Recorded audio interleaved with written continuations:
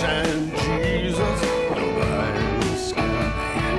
Moonshine Jesus, baby, alright. Moonshine Jesus, a surprising delight. Moonshine Jesus, won't you shine a light?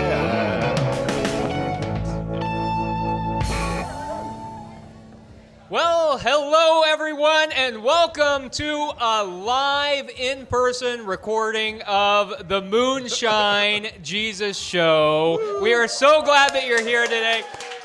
We are at Uptown Tavern in San Diego, California, and it is so fun to be in person, especially with you, Mark. This is kind of amazing. This is only the second time this has happened for us, where we've been able to record the show live in person, where we're sitting in the same room. I know, right? I mean, Pretty exciting. You know, it's something people take advantage for granted a lot of times, Right. but not us. We're usually on different sides of the country when we record this, Right? and here we are together. This is fantastic. Like a foot away from each other. Yeah, I'm a little much worried about closer. it, frankly. You should be.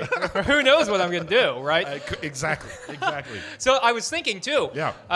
We were about 25 shows in the first time that we were together in person, and now we're about 50 shows in, and we're together again. And so I was thinking, like every 25 shows or so. Right. Well, yeah, That we should be a do goal. it. We should do work it. on that. Okay. I completely agree. Hey, this is sponsored by ProgressiveChristianity.org. Today we're going to be talking about the HBO series The Last of Us, and there will be spoilers, but here's the thing to know.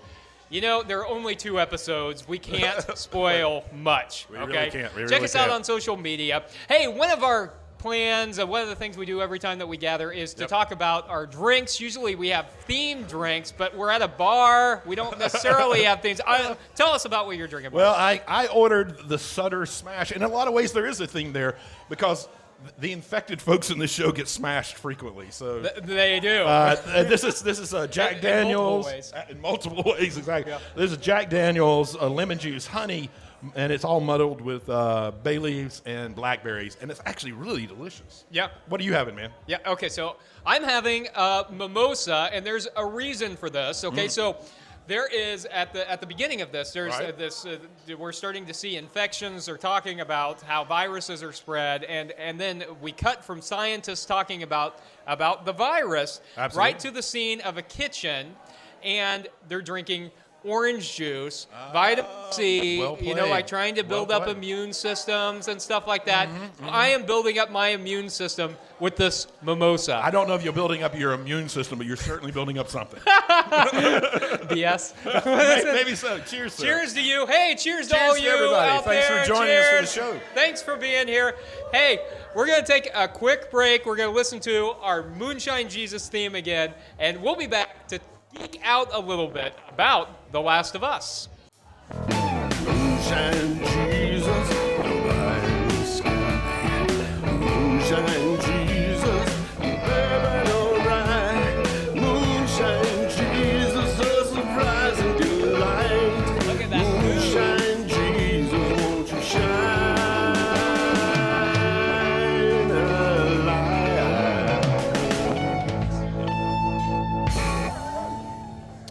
Hello and welcome back to the Moonshine Jesus Show. You've joined us for our segment where we are going to let our geek flags fly pretty proudly. Do you think we can do it? I'm not, certain that we I'm can not do sure it. we're geeky enough. Well, I don't know if I am, but you certainly are. I Caleb. certainly am. I absolutely you're am. more than Yep. capable of it. So today we're talking about The Last of Us. It's a new series out on HBO, and just for those who maybe aren't familiar with it, this is actually based on a video game. And you're a gamer. You've played this? I am a game, and we're oddly as popular as this one was. I never played it, and it's strange because it's sort of this action, adventure, survival, horror game combination of all of that, and they decided to make it into the show. So just to catch people up on what the show is about, it's set in a post-apocalyptic time. That's the result of humans becoming infected by a mutated fungus. So it's not really a disease, it's a fungus. It gradually takes control of people. It infects their minds, takes control of them, and they basically slowly turns them into cannibalistic zombies. Yeah. I mean, they're not really zombies, but they're kind of zombies, right? Fungus zombies. Yeah. Fungus among us, basically. And so it follows Joel, who's this hardened person. It's 20 years in as the fungus has started taking over. And he ends up being responsible for a young girl, Ellie, I think about age 14, 11, 14. Yep. And she seems to have some resistance to this fungus. And they begin this quest to get her to the doctors who are trying to figure out how to cure all of humanity and save the world. The fungus is so incredibly horrific and scary. I'm very curious about your reaction to this scene. Yeah. It's in the second episode, and they bring in the specialist, right? The scientist who's a specialist in fungal infections. Yep. And she looks at the body that they have for her to examine there, and sees the fungus and asks how this happened. They said, well, they were bitten. Yeah. And they said, what do we do? And do you remember what happened? She says, you bomb the place. You bomb the city. Bomb the whole city. Bomb all of it. And they bombed everything. Yeah. Like so many cities are taken out. Yeah. So I'm curious. You're not much of a gamer, right? I'm not much of a gamer. I'm going to take back a little bit of what I said about you being a geek. Yeah. I'm going to take back a little bit of that. But were you familiar with this at all? I wasn't. No, this was completely new to me. It just I had seen that it got great reviews, and a lot of times shows that are based on video games don't get great reviews. And Correct. I saw the trailers, and I thought, I've got no familiarity with this. I like apocalyptic kind of stuff, like the dystopian future kind of stuff. I was in for it. So yeah, I had no experience with any of it at all, but was immediately grabbed by it. Well, it's kind of interesting that it grabs you because it is like so many other shows and post-apocalyptic where there's some kind of infection and everyone's trying to avoid it. Right. And they've got to figure out how we save humanity through all of this. What is it? What did you think that it was that was so, I'm going to use the word, what was so infectious about the show? I'm good with the dad jokes. So I liked... So the intro scene, right, is them talking about an infectious virus. Right. This is it's in the 1960s. The scientists are still talking. An infectious fungus that takes over ants. Right. That was the very first opening on that talk show. Yeah. Where they're talking about it infecting ants. Is that what you're talking about? Yeah. But before that, the scientist is talking about how viruses spread. Yes. And so you immediately have like this COVID-19 thing, right? He's talking about how we could have a global pandemic, and we're like, hey, we just had a global pandemic. We get that. Yeah, that really could happen. And then this other guy comes and he talks about the ants, right? And how a fungal infection can't happen in humans. Right. It's never happened in humans. Never happened in humans. Unless the Earth were to raise a few degrees. Yeah. Okay, so all of a sudden they're talking about climate change, and they're saying that is something that's disastrous. Absolutely. And they said, well, how about the vaccines? They said, there aren't any vaccines for that. And so what was gripping about that is, okay, we've just lived through this global pandemic, right, with a virus. Absolutely. They're like, yeah, that's horrible. And said, oh, something even worse could happen. Can happen, right. They're like, oh, no. and it does. And what's frightening is the particular disease they talk about with ants is a real fungal infection that happens to ants. This isn't science fiction. Wait, what? It's science fact. What? Isn't that frightening? And, the Earth is warming up. We've kind of messed up the environment. Wait, it is? I don't know if you've noticed. I hadn't heard. We have messed up the environment a little bit. So it's also interesting in that there is for a show like this, there's a very limited number of characters. Yeah. And I'm wondering, did you connect with any particular character? Was there anything in there that really you identified with? Yeah, so the first part of the show, the first 30 minutes of the show, we get to see through Pedro Pascal's character's daughter, right? Her eyes. We get to follow her around. Her name's Sarah. We follow her around for 30 minutes as she's planning for her dad's birthday. She's going to get a watch fix. She is such a fantastic actress. Fantastic. You immediately are all about her and her character. Right. Yeah. So I'm in for it. I'm like, okay, we're going to follow. And I don't know anything about the game, right? So I don't know exactly what's going to happen. Yeah. And so, And so I say, I'm here. I can't wait for a season of following her. I know it's about Pedro Pascal's character and a young girl. I assume it's his daughter, right? So we spend 30 minutes getting emotionally attached to the daughter. There's an outbreak, and she gets shot by like a border patrol guy or a cop or something. It's not really clarified, but she gets shot and she dies. And the main character, who we've spent 30 minutes getting attached to, is ripped from us. Absolutely immediate. And for me, that was one of the more engaging pieces. How in the world do you have this main character that you spend so much time and energy setting up and making sure it happens, and then you just kill them off? And in the arms of her father. Right. Which, for me, really helped me then care about him because, frankly, he's not that very interesting of a person. Yeah. He's kind of dry. He's not very affectionate. But you see him, all of a sudden he has lost this child. And it's out of fear. Yeah. It's fear that killed his daughter because you have this sort of new border patrol that's trying to keep people from moving outside of infected areas. And just out of pure fear, he shoots her, and she dies. And it kind of helps you understand why 20 years later, which is what the next cut is, why he is just rough around the edges to be very nice about it. Smuggling and really kind of indifferent about people. He was rough to begin with, Yeah, absolutely. One of the things, though, I found really interesting, how many times is he, the actor, going to be, my job is to take this young one with me and take them across whatever amount of space.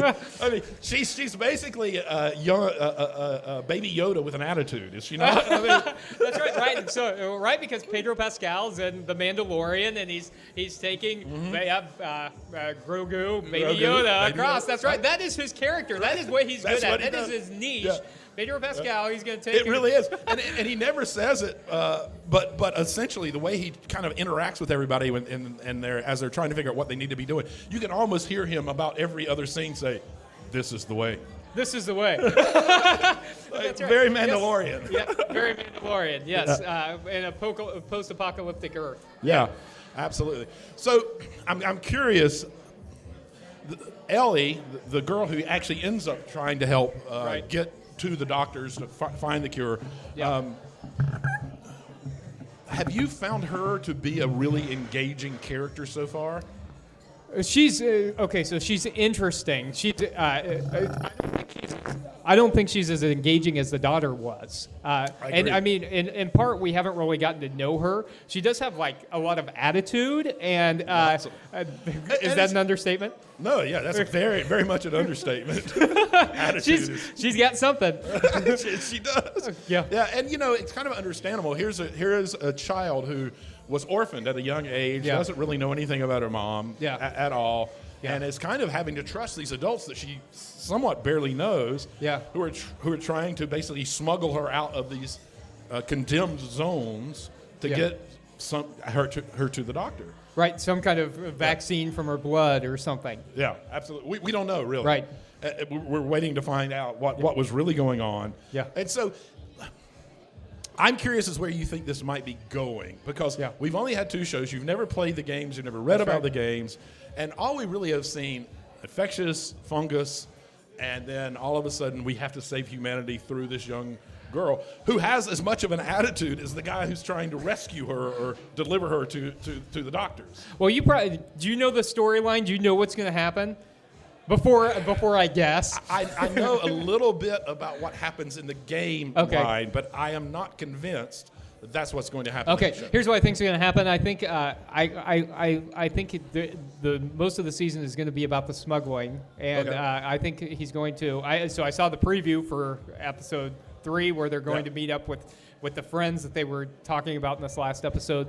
So I think those friends are going to join the quest. They're gonna work to get to doctors to make some kind of a vaccine from the blood. That's what I think is going on. Okay. And I think it's going to fail because we need multiple seasons of this. Well, yeah, exactly. Yeah. We know that there's already been renewed for a second season. Okay. So there's absolutely. So in the game, they're traveling from Chicago, or what once was Chicago, which we know is kind of the setting so far. And they're going to be ultimately going to, I think, Salt Lake City. Oh, they're in Boston. They're in Boston. That's right. Yeah. They're in Boston. They're going to be traveling to Salt Lake. And it's going to be quite the journey, and all kinds of interesting things are going to happen. But they've already renewed it for season 2. So my thing is, there's absolutely no way the doctors are going to be there. Because if they're going to get there, you don't get a season 2. Yes, you're right. Hey, cheers. Cheers. Second drink. We don't always get to see what drink we're on. There we are. But today we do. There we Drink go. number 2. I'm wondering if you feel like they did enough in the first. We usually don't talk about shows until they're pretty deep into a season. Yeah. I'm wondering if you think they've done enough in the first 2 episodes, as a person who's not familiar with the background of it, to engage people enough to get you interested in these characters. Look, I think so. I think we're building. And one of the challenges has been that you get to know one of the characters, right? You spend most of the first episode or half of the first episode with a character who ultimately ends up dying. And then the dad is almost on the periphery, and then he becomes like a central character, and then new characters are introduced. So I don't think we've learned a lot about the characters yet. I don't think there's been a lot of character development. I'm invested. I want to see what happens, but I think you're right that we keep getting characters introduced and pulled out. Who knows? And I think that's what we're going to see. Our 2 main characters are always going to be Joel and Ellie. Yeah. And I love that it's set in this post-apocalyptic where there's all this horrible stuff happening and coming at them all the time. But it's already very clear that this is going to be a show about relationship and personal growth. Because the 2 main characters are sort of hardened characters. Yeah. A father who lost a daughter and is not allowing anyone to get close to him anymore. Yeah. A daughter who, a young girl who grew up not knowing any of her parents in an orphanage and dealing with all of the horrors of this post-apocalyptic world, who is also so sarcastic and biting in the way she responds to any adult. Yeah. Which is also sort of protecting herself. Yep. So we're throwing these 2 main characters together who are so kind of anti-relationship, and they're going to have to become a team in some way to make this journey to hopefully save all of humanity. I think that's going to be really interesting, and I suspect that it might be part of what we talk about in our in the next part of the show. So we're going to take another quick break. After this drop, we'll come back and talk about some of the theological and political implications of this show. Moonshine Jesus, nobody in the sky. Moonshine Jesus, baby, alright. Moonshine Jesus, a surprising delight. Moonshine Jesus, won't you shine?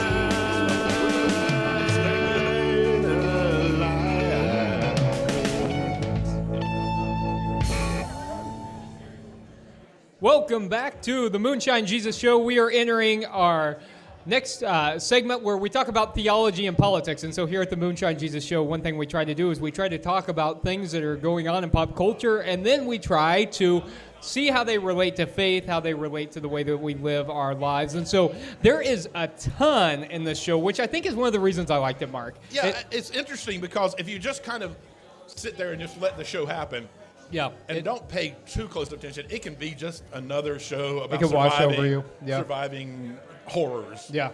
But there's so many pieces that they've planted that I think are really interesting. Yeah. So here's what I want to ask you about. I want to start with something we've already talked about. So you mentioned the first scene, or one of the scenes in the second episode, where we've got the infectious disease doctor who says, "Bomb the cities." Yes. Right? Bomb the cities. There's no way to contain this. Bomb the cities. Here's what I want to know. I'm going to quote Mr. Spock. I want to know... Oh, you're going to my soft spot. You're quoting Spock. I know I am. I love it. Yeah. I want to know if the needs of the many outweigh the needs of the one or the few.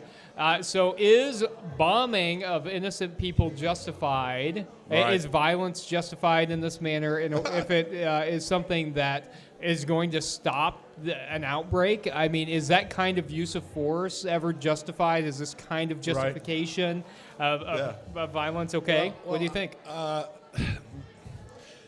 There are times when violence is justified so that the needs of the many can be met. My problem with the way this happens is we have to trust that this infectious disease person understands enough to have to have processed in her head that all other possible avenues to have positive outcomes have happened. Wait. One person might not have all the answers. I know, Is that it's what you're crazy. saying? That I really mean, shoots my ego down. I was going to say the one person wasn't you. So well, you know, that's right. And you, I would have assumed that you were completely, you knew. Of course, you would have known. But she's only a doctor who probably has multiple infectious disease. Right. She Yes, doesn't come okay. to the I level get of it. what you do. So, of course, but in her case, the real problem I have is that she does make this decision. And we ultimately find out that it happened in lots of cities because we see them in a city where there are bomb craters and that kind of thing. Yeah. It is justifiable if you go through all of the steps that lead up to this is the only, this is the last resort. It's only okay when it's the last resort. And in our world, we see in wars and stuff, we don't do that. Yeah. There are, you talk about just war theory. I was going to say, I know Mark is a just war theory kind of guy. I want to hear about this. Well, you talk about just war, and I'm not going to delve too deep into it. But there is this checklist that you have to work yourself through before you can justify violence. And what I see in this particular show is kind of what humanity always does, and they leap to the simple solution of violence. And we do see that happen here, and I think that's the bomb all of them. Okay, so to follow up on this, one of the things that we get, one of the pieces of information that we get is that other than in Boston and maybe a couple of other places, it didn't even work. Right. So how about that? What about when we overestimate, you know, if it's going to work? Are there consequences to that? Well, I mean, they definitely overestimated, and they were incorrect that this would solve any real problems. Yeah. And would prevent the spread of it. But, I mean, the way it's being presented is there was no way for them to know. Yeah. Like, they went to the last resort. They just jumped right to it. Yeah. And I think that's not good. I don't like when pop culture shows that being the immediate and best solution, to move immediately to violence. I think it would be a lot more healthy. And frankly, it would, my first undergraduate degree was in English. As a writer, it would be so much more interesting to process. Oh, what about this? Can we do this? Like, I think you could have spent an entire episode of seeing experts trying to process how do we avoid going to violence. Yeah. And then the gravity and the gravitas of arriving at the conclusion, man, we have tried everything. Yeah. And there's no choice. I can't believe we're going to have to kill millions upon millions, billions of people. I think that would have been a lot more drama would have been introduced, and two, would have been a lot more informative for who we are and who we should be together. Yeah, and we certainly didn't get any real struggle, right? Like, was this the right decision? Right. I mean, we're only 2 episodes in, so who knows? But yeah, we didn't really get to struggle with that at all.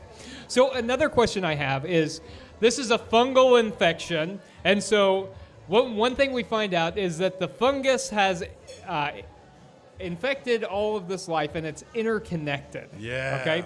So it seems to be that this is an evolution thing, right? Like, it's a survival of the fittest. Like, human beings were no longer the fittest, and the fungus was the fittest, right?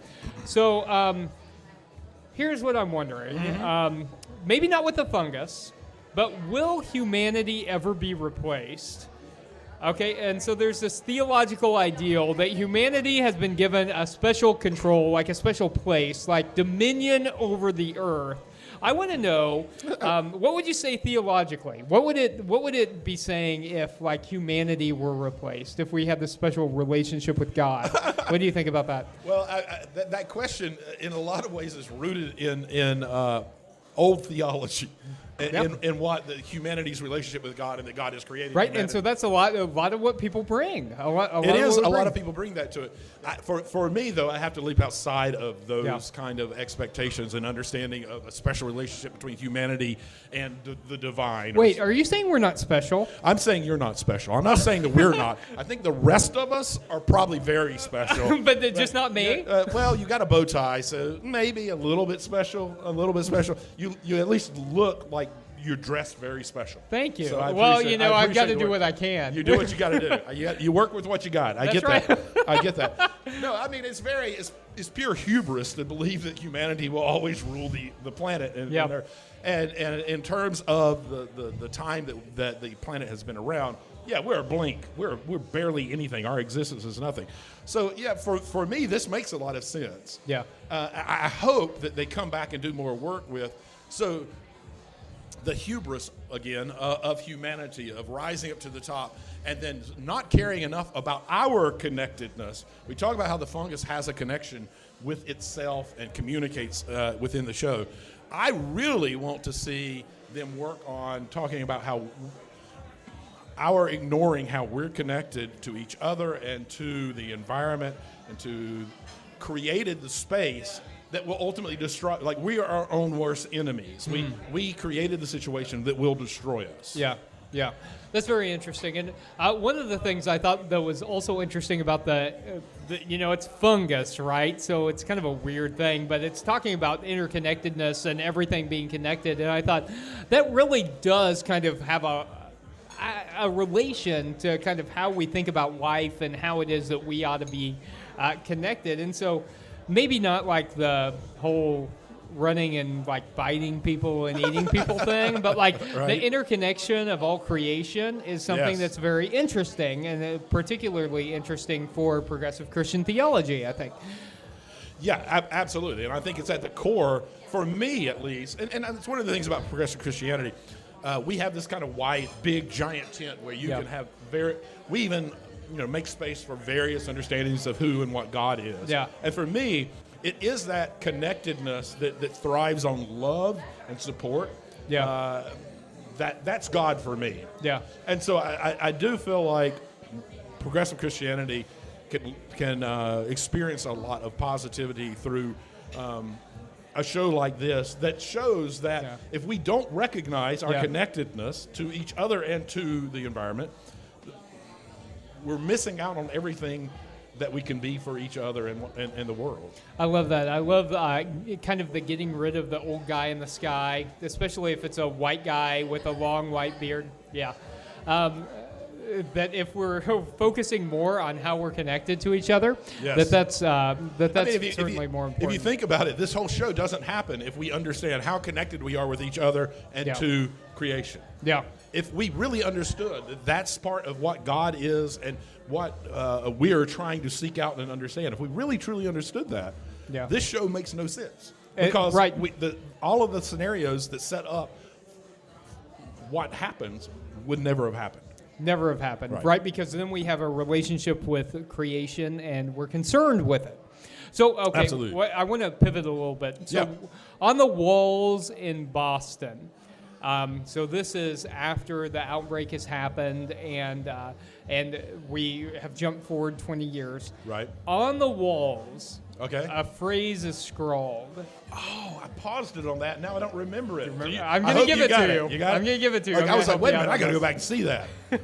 So it says, when you're lost in the darkness, look for the light. That was scrawled on the walls. Yeah. It seems to have been affiliated with like the resistance movement. I want to know what you think of that sentiment, and I want to know, both in the show how it relates, and in the real world, what do you think? I believe in I'm going to start with the show. Okay. Because I don't like it in the show. Yeah. I got this really strong sense that was put up by a kind of cultist religious movement that was responding to everything that was happening. Because I don't know if you remember the scene where Joel is kind of observing stuff going on, and this one person walks up beside him and kind of is like casual, and then he was like, "You know about the light?" Yeah. And Joe was like, Right. I'm not talking to you. I'm not doing that. Yep. I'm not doing interested. that. And there was something about that felt really off and wrong. And I feel like I'm a little worried that they're going to kind of, that the only religion that we're going to see there is going to be this kind of crazy, manipulative, we're in dark times, so look for the light, and not really have any real answers. Wait, is there a religion other than that? Probably not. I mean, I can't think of anything that would be, right? Right, I've never experienced that. But from a more theological point of view, yes, when we're in the darkness, look for the light. But let's not overstate the light. The way that has been used in religion for a very long time is not particularly intellectual. It's almost like, here's a nice kind of softball. If things are bad, hey, try to figure out what's nice and just make it okay. I'm more of a Fred Rogers kind of look for the light. Like, look for the actual light. Look for the moments, the people that are out there that are doing good, the helpers that are out there. And I will be so happy if that is the theme the show comes back to, and it's not some kind of fringe society, religious nutball group of folks.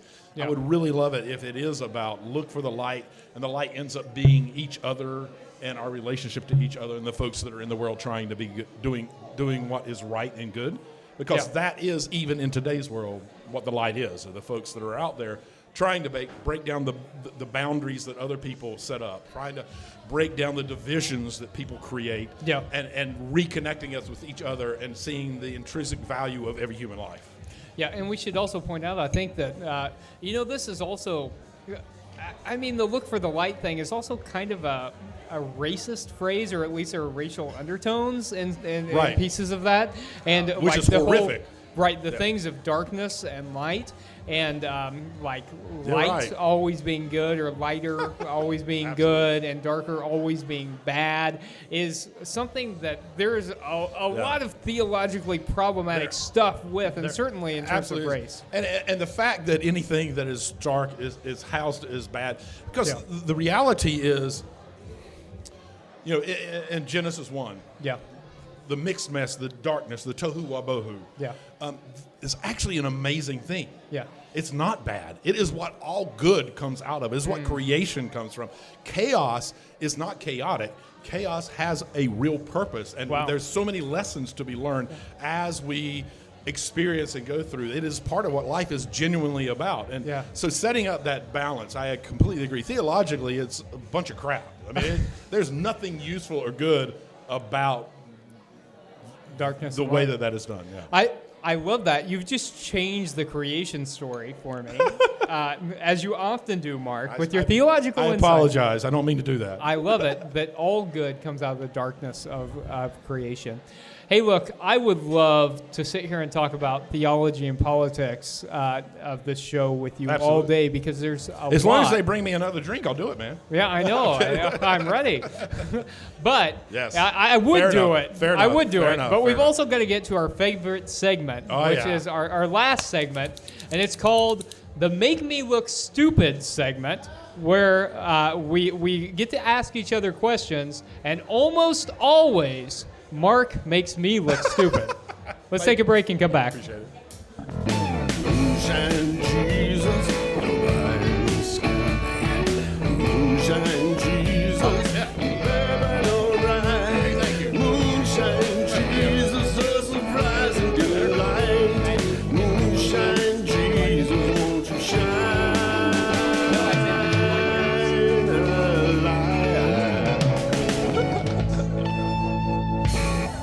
All right. Hello and welcome back to the Moonshine Jesus Show. First of all, I just want to thank all of you that are here in person. I can't tell you how much it means to us to have you here, to have people participating with us. It's a rare treat, so thank you, thank you, thank you. Thank you. We really, truly appreciate you being here. And now this is so exciting. I cannot wait. I get really almost on pins and needles at this part to see if I can figure out the question that Caleb will go, oh, that is a good question. He does that a lot to buy time when I ask a question. It's not that he actually thinks it's a good question. It's that he's like, what can I say to buy a... So anyway, I have... The other thing, for those who are maybe here in person who don't follow the show, the other thing that Caleb has recently become really obsessed with is, before I ever get to my question, stealing my question at some point earlier in the show. I really like to do that. And I get stuck because I only came prepared with one question. This time I came prepared. You have no idea.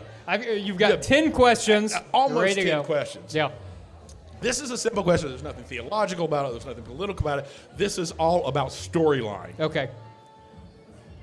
I'm curious to know how you think the fungus began infecting all of the people in this story? Yeah, that's really an interesting question because we have not found out anything about it. We don't know anything about patient zero. We haven't?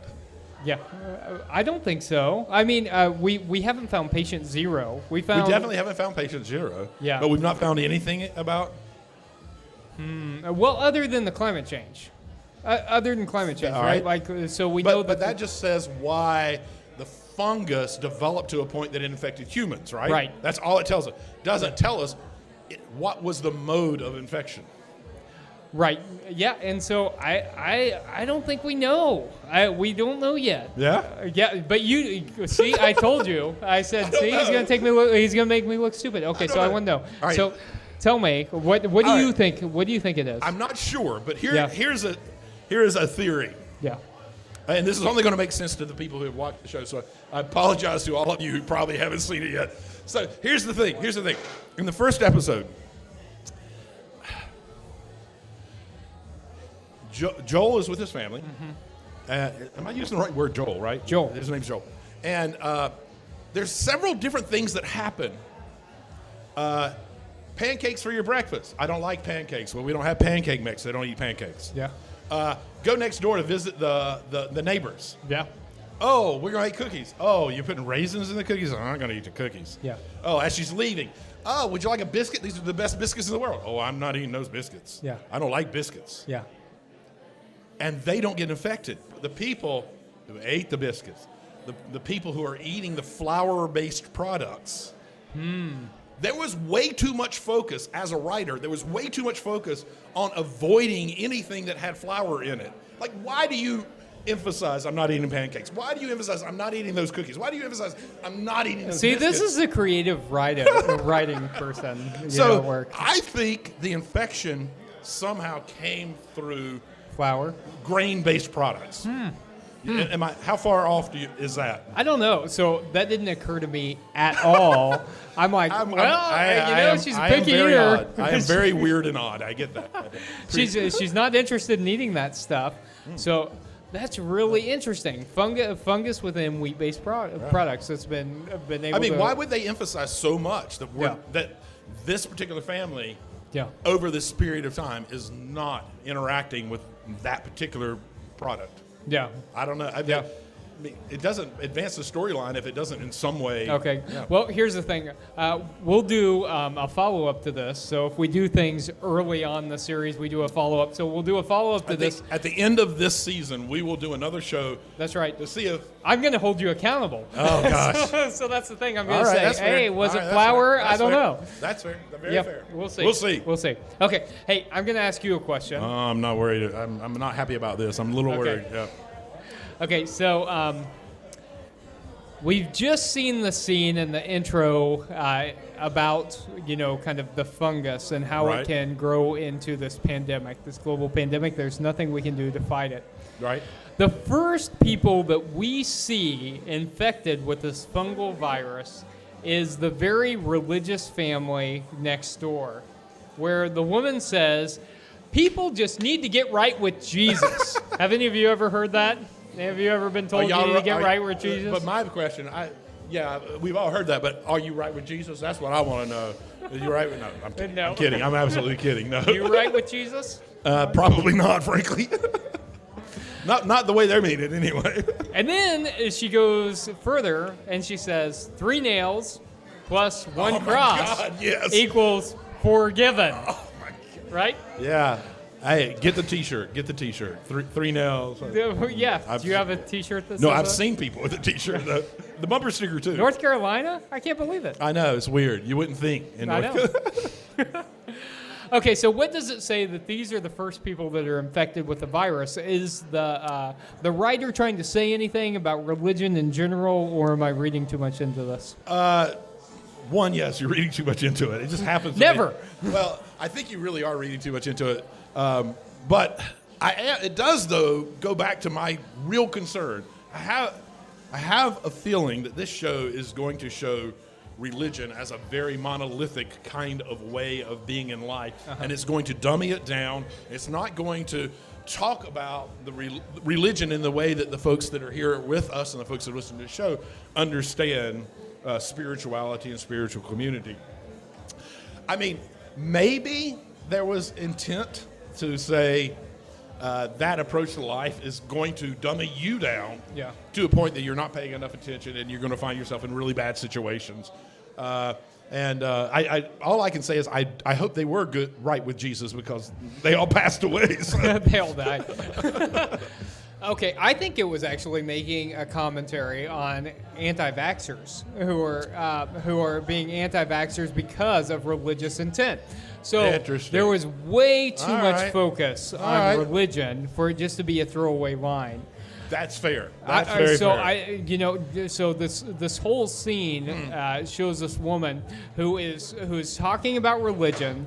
And it's very clear that she's coming from like a conservative evangelical kind of perspective. Right. And the kind of people that you think about being anti-vaxxers and people who then got infected with COVID-19 very early on, right? Because they weren't willing to take any kind of precautions. Fair enough. And so I think it is a commentary on religion, particularly religion that is anti-science. And so we who were a part of this church service this morning, right? We're talking about how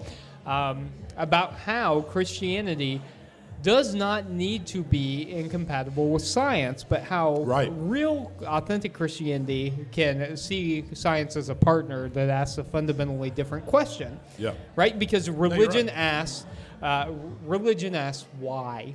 And science asks how. Right. It's a different kind of question. Yeah, I agree. Yeah. One of my go-tos when people try to understand the difference between religion and science is like, I say,